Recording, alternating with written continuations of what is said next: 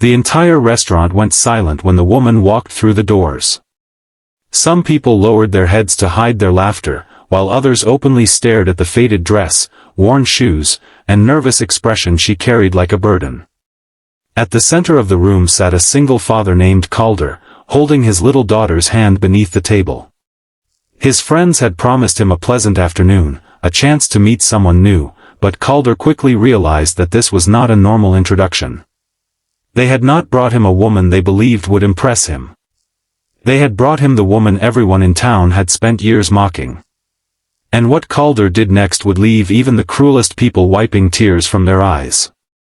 Before we continue, if you believe that kindness can change a life, that everyone deserves a second chance, and that we should never judge someone by their appearance, please take a moment to like this video, share it with someone who needs to hear this message, and subscribe to Epic Story Hub. Your support helps us bring more emotional stories like this to you. Calder had learned long ago that life could change in a single moment. 3 years earlier, he had been a cheerful husband and a proud father, working as a mechanic in a small town where everyone knew everyone.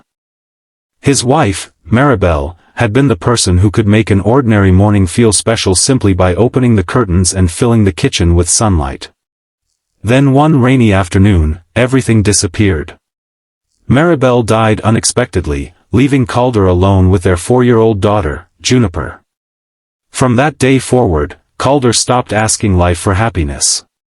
He only asked for enough strength to keep going.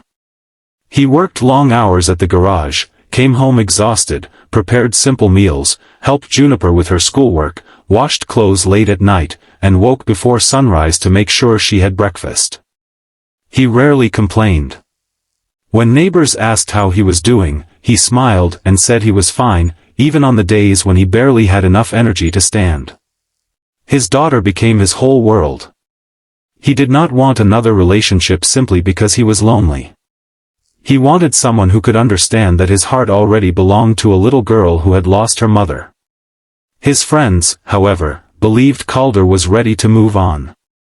They arranged what they called a harmless afternoon introduction at a popular family restaurant.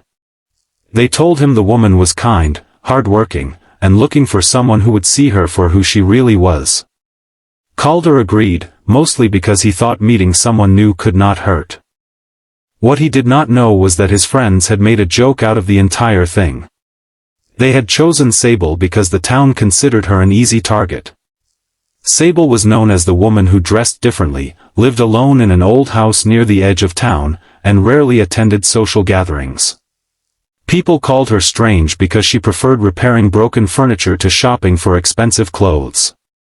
They laughed because she sometimes wore the same coat for years. They whispered that she was unlucky because her life had been filled with disappointments. But almost nobody knew why she lived that way. When Sable entered the restaurant that afternoon, she immediately sensed something was wrong. She saw the smiles, the exchanged glances, and the people pretending not to stare. Still, she walked toward Calder with a quiet determination. Her hands trembled slightly as she approached the table, but she kept her head high. Calder looked at her for a few seconds, then noticed something that everyone else had ignored. She was carrying a small paper bag, and inside it was a beautifully wrapped children's book. Sable explained that she had heard Calder had a daughter and had brought the book as a small gift. She had found it at a second-hand shop that morning and thought Juniper might enjoy it. Calder looked toward his daughter, who was sitting beside him and watching Sable with curious eyes. Juniper reached for the book immediately. Sable smiled, and for the first time that afternoon, the room felt a little less cruel. Then one of Calder's friends made a careless joke about the meeting. A few people laughed. Sable's smile disappeared.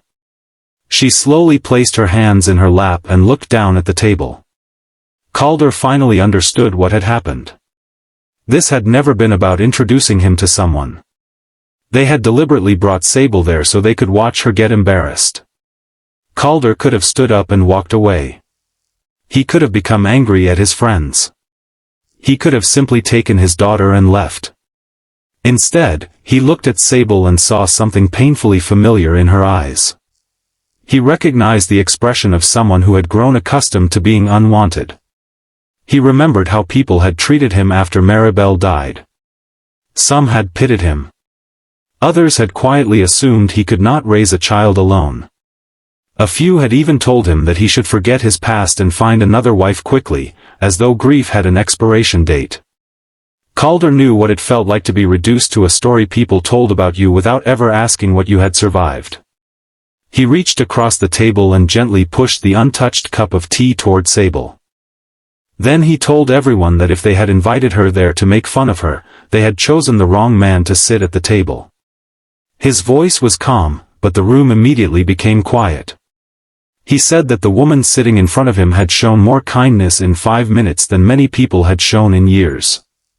Then Juniper climbed onto her father's lap and opened the book Sable had brought. Inside the cover was a handwritten message. It said that every child deserved stories where broken things could become beautiful again. Calder stared at those words for a long moment. Sable admitted that she wrote them because she spent most of her life repairing things other people had thrown away. Old chairs, cracked picture frames, damaged toys, and sometimes even books. She said she believed that something being broken did not mean it was worthless. That sentence struck Calder harder than anything else that afternoon. After the others left in embarrassment, Calder did not leave with them. He stayed at the table with Sable and Juniper. They spent the afternoon talking about ordinary things. Sable told them about her small workshop. Calder talked about the garage. Juniper excitedly explained her favorite school subject. There was no magical romance, no sudden promise of a perfect future. There was simply a quiet afternoon in which 3 lonely people discovered that loneliness felt a little lighter when shared. Over the following weeks, Sable became part of their lives in the most natural way. She never tried to replace Juniper's mother. She never demanded Calder's attention. She simply showed up. When Juniper needed help repairing a broken wooden toy, Sable fixed it. When Calder worked late, Sable sometimes left a container of warm food at the door. When Juniper had a difficult day at school, Sable listened without judging. But the town did not change overnight. People still whispered. Some wondered why Calder would spend time with a woman they considered strange. Others made jokes about his decision. Calder ignored them. He had learned that people who enjoyed judging others often knew very little about their struggles. Then one morning, Sable stopped coming around. Calder became concerned. He went to her old house and found the door unlocked. Inside, the workshop was almost empty. There were boxes everywhere, and on the table sat a letter addressed to him. Sable explained that she had received an opportunity to leave town and start over somewhere nobody knew her history. She believed Calder deserved someone who would make his life easier, not someone who would bring more gossip and embarrassment.